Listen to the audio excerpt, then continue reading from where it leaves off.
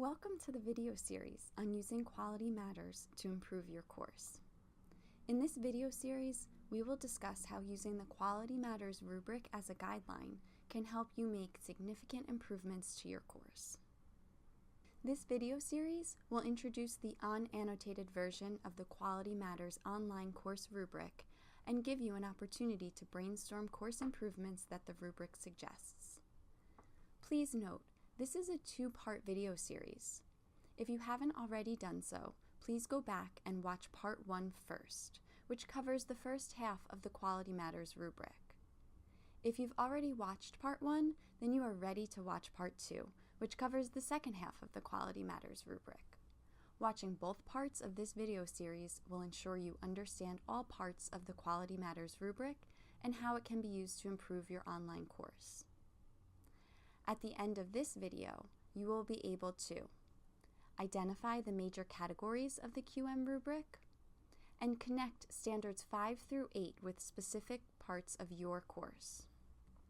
Since we already covered what Quality Matters does as an organization and how you can access the annotated rubric in part 1 of this video series, we'll pick up with General Standard 5, which deals with course activities and learner interactions.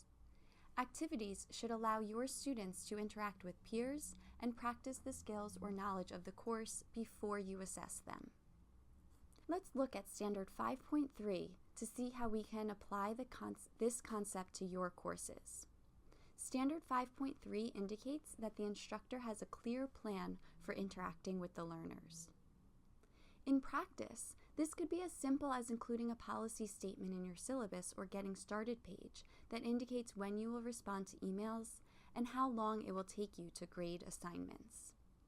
This makes it clear and explicit to the students so they know if they do not receive feedback on a submitted assignment the following day, it is not because of a lack of interaction on the instructor's end, but rather because the instructor will take up to a week to provide feedback.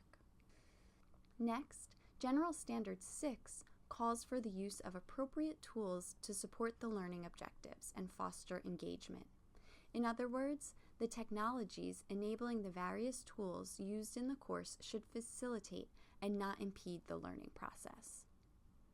When considering how you will apply Standard 6 to your own courses, Standard 6.2 serves as a good example. It states that course tools promote learner engagement and active learning. Therefore, you should use tools in your course that allow students to engage with the material rather than passively absorb material. As with all standards in the Quality Matters rubric, there is not just one right way to meet this standard. For Standard 6.2, there are so many examples of tools that you can use in your course to help support student engagement. First, you need to determine if your online course ever has synchronous meetings. There are lots of collaborative tools, webinars, or virtual worlds that you can utilize to support synchronous meetings. Many online classes only meet asynchronously, so there are also lots of tools that can be used to support this type of interaction, such as shared documents or wikis. There are also lots of animation tools, simulations, and games that require learner input and therefore foster engagement. Additionally, even more routine exercises can support engagement when they utilize tools that have automated self-check exercises. Moving on, General Standard 7 focuses on learner support. It is important to ensure online learners have access to and are encouraged to use the services and support at an institution. 4 different kinds of support services are addressed in this standard: technical support, accessibility support, academic services, and student services. Most of the information in Standard 7 will appear in your course syllabus or in a Course Essentials module. For example, Standard 7.1 states that the course instructions articulate or link to a clear description of the technical support offered and how to obtain it. All online courses should provide directions to students on how to access technical support services. The Office of Instructional Design provides information about technical support that you can import into your course from the Canvas Commons.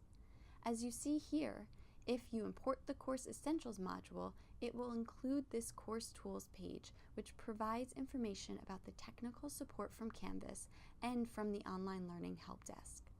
This page also provides information about technical support for common tools that many instructors use in their online classes. The last standard in the Quality Matters rubric is General Standard 8, which deals with accessibility and usability. Course design should utilize the principles of universal design for learning and ensure all learners can access all course content and activities, as well as easily navigate and interact with course components. Looking at Standard 8.3 specifically, it calls for the course to provide accessible text and images in all course content to meet the needs of diverse learners. Accessibility of online course content is important for both ethical and legal reasons, and the best way to ensure that you are meeting the needs of all your learners is to be proactive. When accessibility is woven into the beginning of your course design process, rather than when you are in a time crunch to fix your course right before it launches, both you and your students benefit. When you are thinking about web accessibility for your course, consider how you can make your material accessible in multiple formats so any learner with vision impairments, hearing impairments, motor skill impairments, or cognitive impairments would still be able to access the material. By making your material more accessible, all students will benefit. Some examples of meeting this standard include having documents that are screen readable. So keep in mind some non-screen readable documents include any PDFs that are photocopies and PowerPoints without alt tags for the images. Additionally, any tables that you use to display information should be set up as text rather than embedded as images, as screen readers will be unable to read those images. If you want to learn more about how to make or locate rich and accessible course materials, think about taking some of our Universal Design and Accessibility webinars. In recapping Standards 5 through 8, let's look at your course materials. Do you establish a plan for interacting with your students? Is this plan clearly stated in your syllabus or on a Start Here page so it's easily recognizable to students? Next, consider the tools you selected to use in your course. Are these tools that will support student engagement?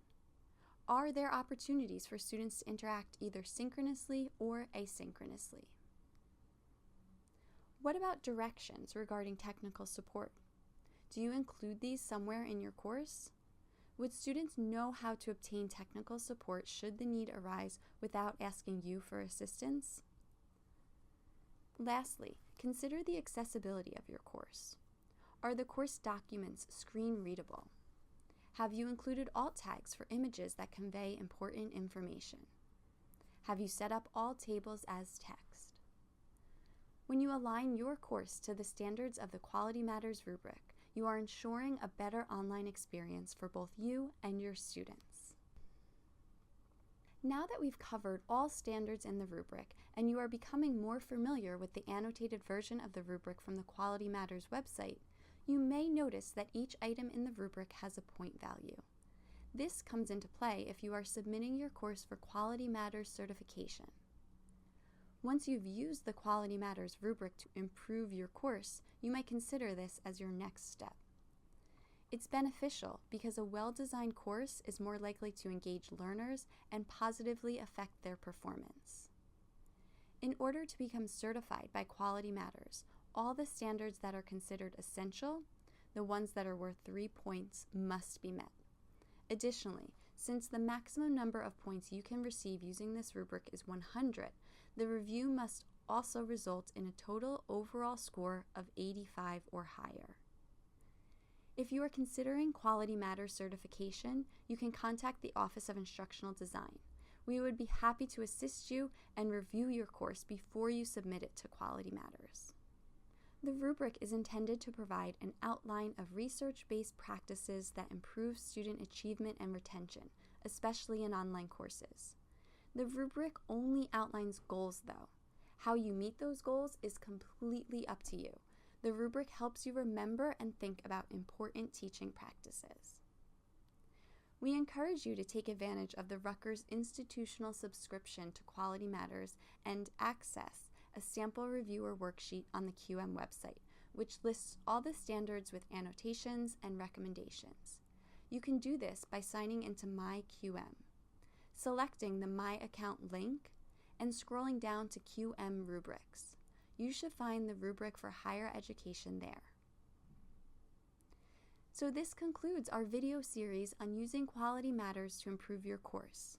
If you would like assistance with any part of applying the rubric or building your course, please feel free to contact us.